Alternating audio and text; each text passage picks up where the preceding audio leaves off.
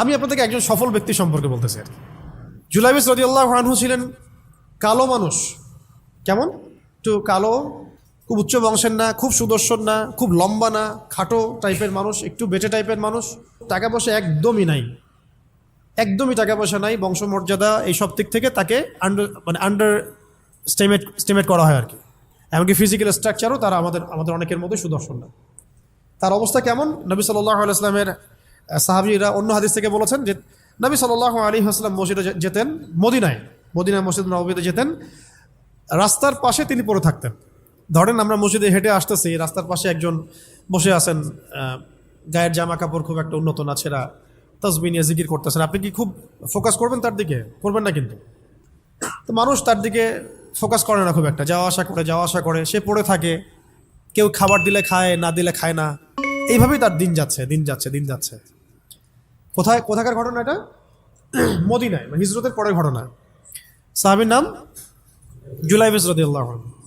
খুব উচ্চ বংশের না, অর্থবিত্ত নাই। বারবার বলছি, আমি রিপিট করতেছি কেন? বিকজ এটা আপনাদের সাথে অনেক অনেক মানে সাইকোলজিক্যালি মিলবে বিষয়টা অনেকের সাথেই, এবং এটা আমাদের খুব ভালো করে জানাও দরকার আছে। তো একদিন নবী সাল্লাল্লাহু আলাইহি ওয়াসাল্লাম তাকে বললেন যাওয়ার সময়, হে জুলাইবিস তুমি কি বিয়ে করবা? খুব মজার আলোচনা না এটা আমাদের কাছে, অনেকের কাছেই।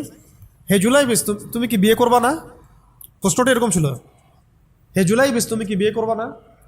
তুমি তো আকাশ থেকে পড়লেন, ইয়া রাসূলুল্লাহ আমাকে কে বিয়ে করবে? আমার না আছে চেহারা সুরত, না আছে আমার বংশমর্যাদা, না অর্থবিত্ত, আমি কিভাবে বিয়ে করবো? কে মেয়ে দিবে আমাকে? কে আমাকে মেয়ে দিবে? তো ওদিন নবী সাল্লাল্লাহু আলাইহি ওয়াসাল্লাম চলে গেলেন, কিছু বললেন না। পরের দিন আবার বললেন, ইয়া জুলাইবিস আলা তাতাযাওয়াজ তুমি কি বিয়ে করবা না? একই উত্তর, ইয়া রাসূলুল্লাহ আপনি গতকালকে এক কথা বললেন, আবার বলতেছেন বিয়ে করবেন, আমাকে কে বিয়ে করবে? তৃতীয় দিন নবী সাল্লাল্লাহু আলাইহি ওয়াসাল্লাম আবার বললেন, আলা তাতাযাওয়াজ ইয়া জুলাইবিস তুমি কি বিয়ে করবা না হে জুলাইবিস? তিনি এবার বলছেন, আপনি কি আমার সাথে রসিকতা করতেছেন? আমাকে কে বিয়ে করবে? তো নবী সাল্লাল্লাহু আলাইহি ওয়াসাল্লাম বললেন যে অমুক আনসারী সাহাবীর বাসায় যাও। অমুক আনসারী সাহাবীর বাসায়, আনসারী সাহাবী কারা? যারা মুহাজির সাহাবীদেরকে আশ্রয় দিয়েছেন। অমুক আনসারী সাহাবীর বাসায় যাও, সেখানে একজন বিবাহযোগ্য নারী আছে, মেয়ে আছে, তাকে গিয়ে বলো যে আমি রাসূল সাল্লাল্লাহু আলাইহি ওয়াসাল্লামের পক্ষ থেকে আমার বিয়ের প্রস্তাব নিয়ে আসছি। তিনি গেলেন, যাওয়ার পরে বললেন যে আমাকে প্রস্তাব সহ পাঠানো হয়েছে। মেয়ের বাবা আর মায়ের রিয়াকশন ছিল অনেকটা সাধারণত যা হয় তেমন আর কি। তুমি বিয়ের প্রস্তাব নিয়ে আসছো, তুমি কি খাওয়াবা মেয়েকে? কোথায় রাখবা? তোমার তো নিজের কোনো থাকার জায়গা নাই। প্রশ্ন কিন্তু যৌক্তিক কি? আমি মেন তো বাবা, আমিও তো এই প্রশ্নই করবো নাকি? প্রশ্ন করবেন না? আপনার মেয়ে থাকলে এভাবে প্রশ্ন করবেন তো আপনি। তো তারাও সেই প্রশ্ন করলেন, এমনকি এক পর্যায়ে রিফিউজ করে দেওয়া হলো, না এটা পসিবল হবে না। এই কথাগুলো, কনভারসেশনগুলো ভিতর থেকে শুনছিলেন সেই মেয়ে নিজেই, আনসারি সাহাবী, মদিনার আনসারি মেয়েরা কিন্তু অনেক সুদর্শন তৎকালীন সময়কার, উচ্চ বংশের, সুদর্শন, খুবই এলেমওয়ালা হতেন তারা, হিপস ক্ষমতা খুব থাকতো, খুবই জজবাওয়ালা, মানে জিহাদের মাঠে একদম যুদ্ধও করেছেন তারা, একদম নবী সাল্লাল্লাহু আলাইহি ওয়াসাল্লামের আশেপাশে ছিলেন। উহুদের সময় একজন আনসারি সাহাবী ছিলেন, মহিলা সাহাবী, উম্মে আমারা তীর ছুঁড়েছেন নবী সাল্লাল্লাহু আলাইহি ওয়াসাল্লামের পাশে। তো ওনারা কিন্তু খুবই গায়রতওয়ালা মানুষ। তিনি বলছেন, হে আমার বাবা মা, এই প্রস্তাব কে পাঠিয়েছে? নবী সাল্লাল্লাহু আলাইহি ওয়াসাল্লাম। যে প্রস্তাব রাসূল পাঠিয়েছেন সেটাকে কিভাবে তোমরা ডিনাই করো? আমি জুলাইবিসকে বিয়ে করবো ইনশাআল্লাহ। কে বলছেন এটা? আপনি পুরা সিস্টেম খুঁজে এরকম একটা আনসারি সাহাবীর মতো মেয়ে আমাকে দিতে পারবেন? ইল্লা মাশাআল্লাহ, হইতে পারে ইল্লা মাশাআল্লাহ। তো ওই মেয়ে, নারী সাহাবী, তিনি রাজি হলেন।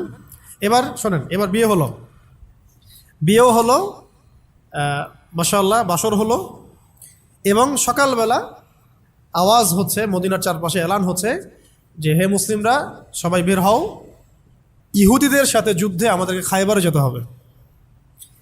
ইহুদিদের সাথে যুদ্ধে আমাদেরকে খায়বার আক্রমণ করতে হবে। নবী সাল্লাল্লাহু আলাইহি ওয়াসাল্লাম তোমাদেরকে আদেশ করেছেন। এটা কিন্তু হুদাইবিয়া সন্ধির পরের ঘটনা। আর ইহুদিদের সাথে আমাদের বেশ কয়েকটা যুদ্ধ হয়েছে, বনু কুরাইজার সাথে, বনু কাইনুকার সাথে, বনু নাজিরের সাথে, এবং ফাইনালি খায়বারে এদের সাথে। তো জুলাইবিস রাদিয়াল্লাহু আনহু বের হয়ে গেলেন যুদ্ধের জন্যে, এবং খায়বারে যুদ্ধ হলো, খায়বার অবরোধ করা হলো, এবং খায়বার যুদ্ধের বিশাল হিস্ট্রি আছে, আপনারা পড়ে নিয়েন, লম্বা কথা। খায়বার দুর্গ জয় হয়, এবং এই দুর্গ পুরো জয় করতে, সবগুলো দুর্গ জয় করতে মোট 12 থেকে 16 জন মুসলিম সাহাবি শহীদ হন। 12 থেকে 16 জন বা 18 জনের মতো আর কি, এই ফিগার, এইটুকুর মতো 12 থেকে 16 বা 18, এতটুকু, এত কম সংখ্যক সাহাবি শহীদ হয়েছেন খায়বার যুদ্ধ জয়ে। আর ইহুদিদের তো বহু ইহুদি মারা গেছে। এবং খায়বার বিজয়ের পরে মুসলিমদের আর্থসামাজিক যে অবস্থান, মানে টাকা পয়সা, ল্যান্ড, গনিমতের মাল প্রচুর বেড়ে গেছে।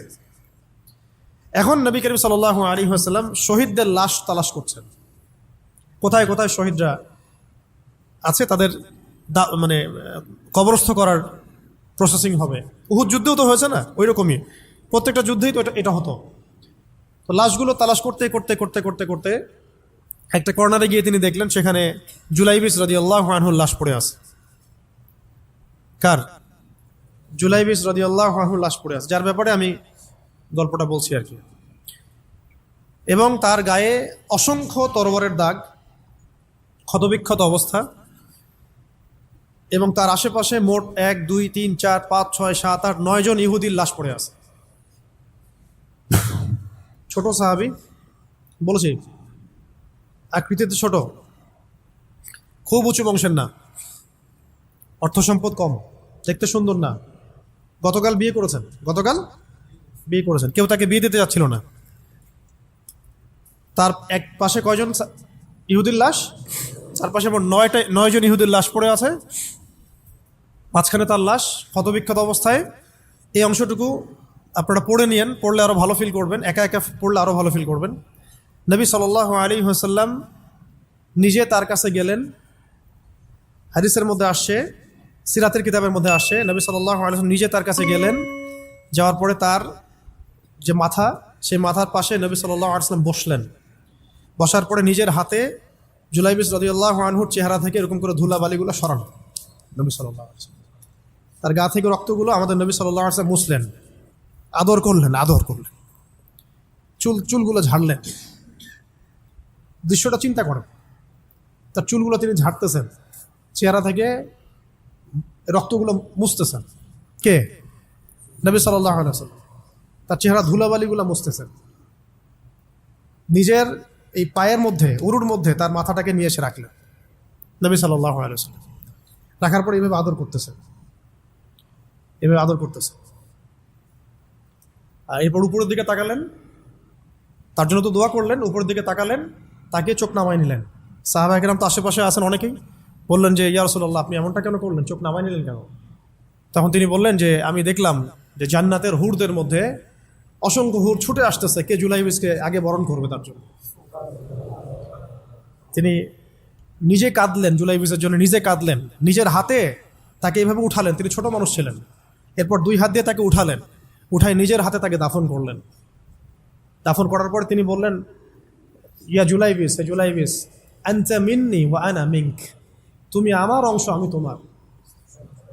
হে জুলাইবিস, তুমি আমার, আমি তোমার। হে জুলাইবিস, তুমি আমার, আমি তোমার। এই কথাটা বললেন কে?